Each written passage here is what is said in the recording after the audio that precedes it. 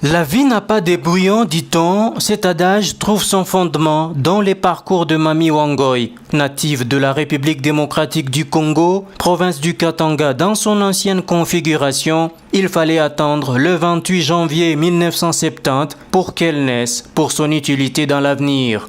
Ambitieuse, Mami Wangoy brave la peur et la paresse dès le bas âge, soit à 6 ans, et affronte les études primaires qui seront sanctionnées par l'obtention du certificat de fin d'études primaires, à la grande satisfaction de tous les membres de sa famille biologique, ainsi que les amis et connaissances. Comme si cela ne suffisait pas, Damami pour leurs intimes s'élancera aux humanités avec objectif de rafler toutes les connaissances scientifiques, question de préparer sa vie et celle de sa progéniture. Diplôme d'État obtenu, la récipiendaire projettera son regard très loin, c'est-à-dire les études supérieures qui lui ont donné le courage d'aborder toute situation sociale, politique, économique et même environnementale sans tabou ni complaisance. La période réservée aux études franchie, c'est une autre étape qui commence dans la vie de Mami Wangoy, à qui Messieurs Henri Mukaleng Katwal, né le 6 juin d'une certaine année, tend la main pour un mariage solide, prospère et fort, synonyme d'un accompagnement en guise de la réussite totale.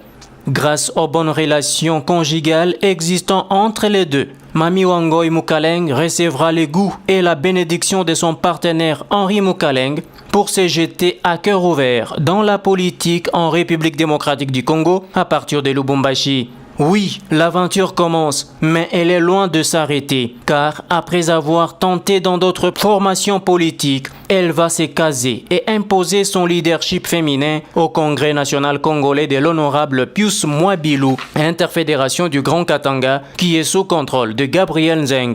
C'est ici où son expertise a explosé par sa manière d'encadrer et orienter les femmes de la Ligue dont elle est responsabilisée pour son avancement. Ceci lui a valu la participation aux travaux du dialogue national et inclusif de la Cité de l'Union africaine à Kinshasa sous l'égide du modérateur de l'Union africaine, Edem Kodjo. De retour dans son fief Lubumbashi, la camarade Mami Wangoy fait preuve de sa brillante participation à ses assises en restituant fidèlement l'accord tel que signé le 18 octobre 2016 avec un contenu responsable pour l'intérêt du peuple congolais. Le dialogue était seulement pour qu'on trouve un consensus afin d'arriver à des élections apaisées, libres. Il ne faut pas qu'on arrive comme en 2011 où 2 personnes ont prêté serment pour les élections présidentielles. Alors s'il faut vraiment que ça soit crédible, accepté par tout le monde, apaisé et libre, il faut d'abord qu'il y ait cette réforme du fichier électoral. Parce que j'entends les gens dire aux autres, oh, on a donné encore un autre mandat à Kabila. Ce n'est pas un autre mandat qu'on a donné à Kabila. Le président ne fait que la continuité, selon l'article 77 et 70 de la Constitution. L'article 70 de la Constitution. Donc ce n'est qu'une continuité en attendant qu'on arrive à des élections et qu'on trouve un président qui sera élu et à qui il va céder sa place de président. Et celui-là pourra vraiment aller, il ne faut pas qu'on pourra maintenant diriger ce pays. Il ne faut pas qu'on arrive encore à des élections qui nous amènent dans l'impasse. Ce n'est pas tout. Elle est restée égale à elle-même en organisant plusieurs autres activités de maman du CNC jusqu'à faire son apparition dans les comités du mouvement de soutien au chef de l'État congolais Joseph Kabila, dénommé Kabila Molongi. Son souci est majeur à l'entendre parler. Que la femme elle-même se prenne en charge, qu'elle travaille dur, qu'elle travaille vraiment dur pour arriver à atteindre l'objectif 50-50. Pas seulement la femme urbaine, la femme au bureau, mais la femme rurale aussi. Et la jeune fille aussi doit aller à l'école. Les filles doivent étudier.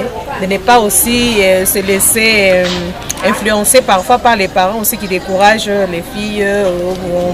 Même si vous n'étudiez pas, vous allez vous marier, il y aura quelqu'un qui prendra charge de vous. Non, ça, on ne doit plus mettre ça dans la tête des filles. Il faut laisser les filles étudier pour arriver à cette compétitivité. Parce que nous réclamons, mais parfois on nous traite d'incompétents, des compétentes. Alors nous devons laisser les filles aller à l'école, nous devons être courageuses, nous devons travailler dur pour atteindre notre objectif. Oui, c'est possible. Avec détermination, avec volonté, avec courage, avec la bonne foi des hommes aussi, c'est possible.